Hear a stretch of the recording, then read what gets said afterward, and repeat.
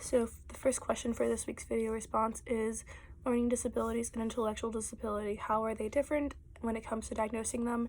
How do we make sure it's one versus the other? So if a student is diagnosed with a learning disability, this typically means that they have a lower achievement score. So they take the achievement test, but then they also will their IQ will be reviewed. If their IQ tends to be higher, but their achievement test tends to be lower, there's clearly an achievement gap there that needs to be addressed. And if for a student with an intellectual disability, their IQ needs to be 75 or lower, and they have to have struggles with adaptive behavior in that circumstance. But both do have, both in order to be a disability, both need to adversely affect a child's ability to be successful in the classroom, or to succeed in school in general. So the next question is, some students with intellectual disability do have attributes such as Down syndrome. What are ways you can promote inclusivity in your classroom with students with visible and invisible attributes of intellectual disability? So having a student with an intellectual disability in the general education classroom, so obviously it's not going to be super easy for them, but there are methods that you can do to make them feel more welcomed and included. One thing that I think is really interesting is, or one thing that I would probably implement would be small group or peer buddies, I guess you could say.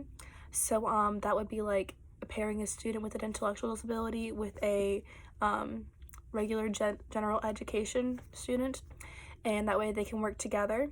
I feel like it'd have positive benefits on both of them because, one, the student with an intellectual disability is learning how to work with peers that are different than them.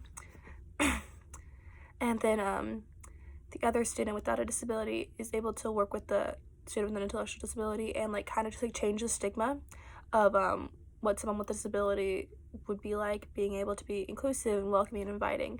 And so yeah, it has positive effects on both of them. Also, the same thing could be said if they do small group work too.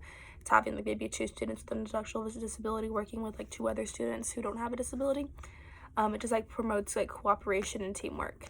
Another thing that I was actually learning about in my other classes is strengths-based approach. So that's focusing on the strengths of a student with an intellectual disability, identifying them, and then trying to build up their strengths so that they feel more confident in their abilities. And then finally, it's just accepting them for as they are, making them feel welcomed and invited, and just giving them the praise that they need, because students with intellectual disabilities probably feel a little bit what's the word I'm looking for? Feel a little bit unseen, and so it's important to make them feel loved and welcomed in this environment. The last question is reflecting on the videos, or reflection on the videos we watched this week. So one specific thing that I liked that was talked about in the videos this week was behavior-specific praise. I actually just wrote a paper about it, but I liked how she included that in the lecture, because I think behavior-specific praise is so important for every single student out there, but specifically for students with disabilities, this is so imperative. With a student with an intellectual disability, being able to praise them for the little things that may be difficult for them is just such a rewarding thing. I know in the video, Dr. Sebek gave an example of nice job counting to 10, being very specific with that praise, and that student will just thrive off of knowing that they're doing well, will thrive off of the acknowledgement that they are succeeding, and this will help them to feel more supported and to just want to continue to do well within their schoolwork. And yeah, thank you.